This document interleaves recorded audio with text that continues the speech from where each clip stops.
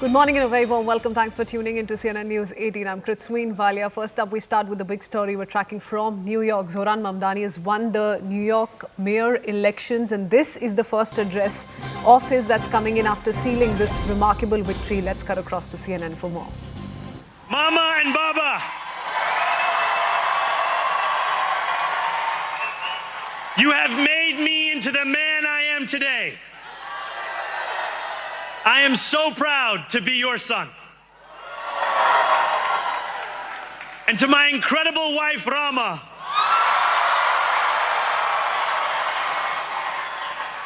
Hayati, there is no one I would rather have by my side in this moment and in every moment.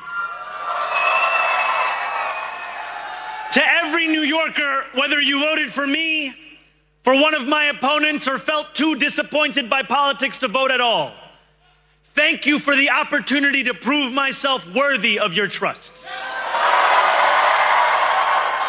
I will wake each morning with a singular purpose: to make this city better for you than it was the day before. There are many who thought this day would never come, who feared that we would be condemned only to a future of less, with every election consigning us simply to more of the same. And there are others who see politics today as too cruel for the flame of hope to still burn. New York, we have answered those fears. Tonight we have spoken in a clear voice. Hope is alive. Hope is a decision that tens of thousands of New Yorkers made day after day, volunteer shift after volunteer shift, despite attack ad after attack ad. More than 1 million of us stood in our churches, in gymnasiums, in community centers, as we filled in the ledger of democracy. And while we cast our ballots alone, we chose hope together. Hope over tyranny. Hope over big money and small ideas. Hope over despair. We won because New Yorkers allowed themselves to hope that the impossible could be made possible.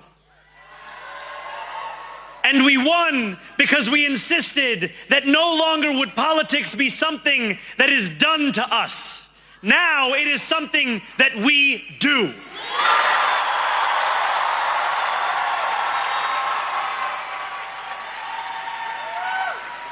Standing before you, I think of the words of Jawaharlal Nehru.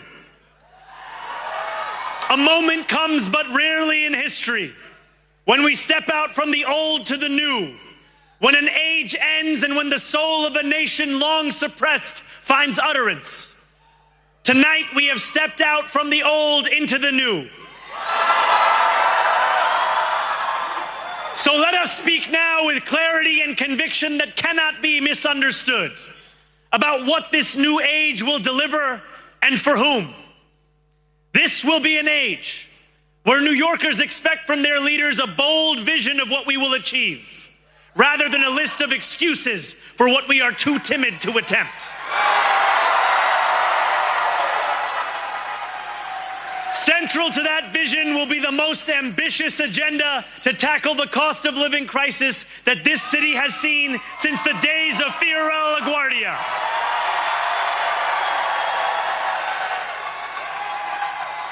An agenda that will freeze the rents for more than 2 million rent-stabilized tenants. Make buses fast and free. And deliver universal child care across our city. Years from now, may our only regret be that this day took so long to come. This new age will be one of relentless improvement. We will hire thousands more teachers. We will cut waste from a bloated bureaucracy.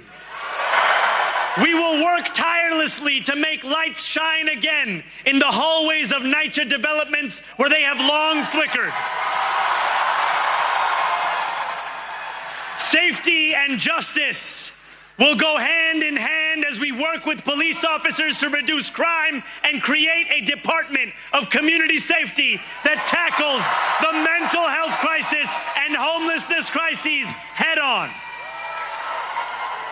Excellence will become the expectation across government, not the exception.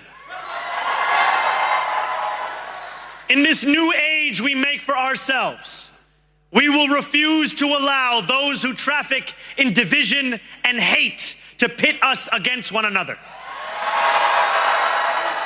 In this moment of political darkness, New York will be the light. Here, we believe in standing up for those we love. Whether you are an immigrant, a member of the trans community, one of the many black women that Donald Trump has fired from a federal job, a single mom still waiting for the cost of groceries to go down, or anyone else with their back against the wall, your struggle is ours too. And we will build a city hall that stands steadfast alongside Jewish New Yorkers and does not waver in the fight against the scourge of anti-Semitism. Where the more than 1 million Muslims know that they belong. Not just in the 5 boroughs of this city, but in the halls of power. No more will New York be a city where you can traffic in Islamophobia and win an election.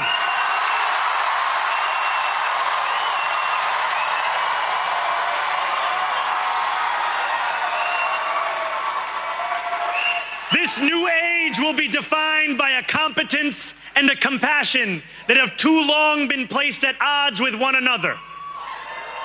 We will prove that there is no problem too large for government to solve and no concern too small for it to care about.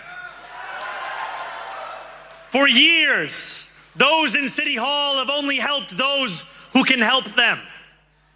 But on January 1st, we will usher in a city government that helps everyone. Now, I know that many have heard our message only through the prism of misinformation.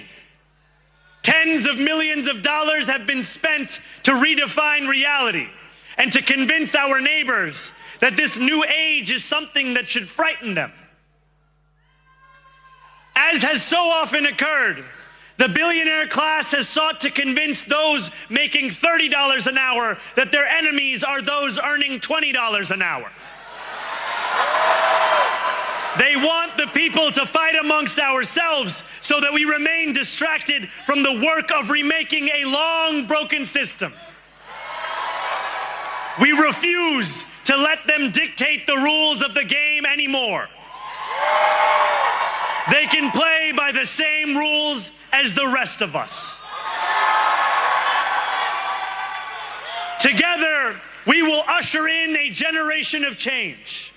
And if we embrace this brave new course, rather than fleeing from it, we can respond to oligarchy and authoritarianism with the strength it fears, not the appeasement it craves. After all, if anyone can show a nation betrayed by Donald Trump how to defeat him, it is the city that gave rise to him.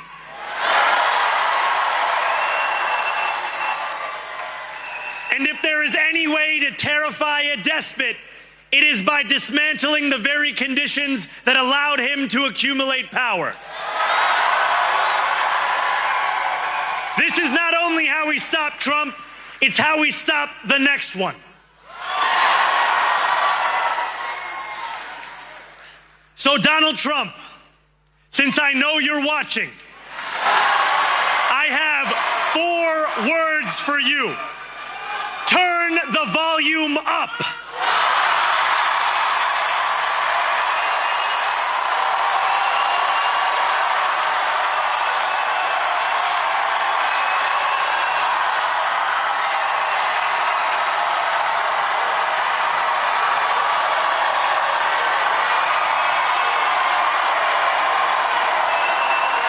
We will hold bad landlords to account because the Donald Trumps of our city have grown far too comfortable taking advantage of their tenants.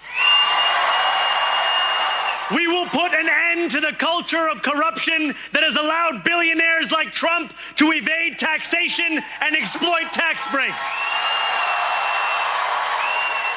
We will stand alongside unions and expand labor protections because we know, just as Donald Trump does, that when working people have ironclad rights, the bosses who seek to extort them become very small indeed. New York will remain a city of immigrants, a city built by immigrants, powered by immigrants, and as of tonight, led by an immigrant.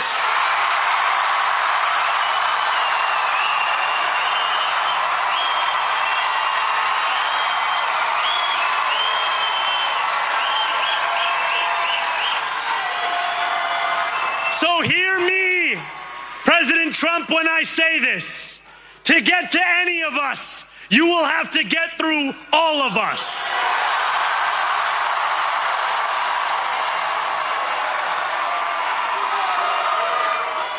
When we enter City Hall in 58 days, expectations will be high. We will meet them.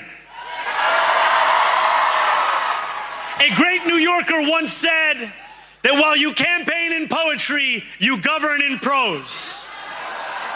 If that must be true, let the prose we write still rhyme, and let us build a shining city for all.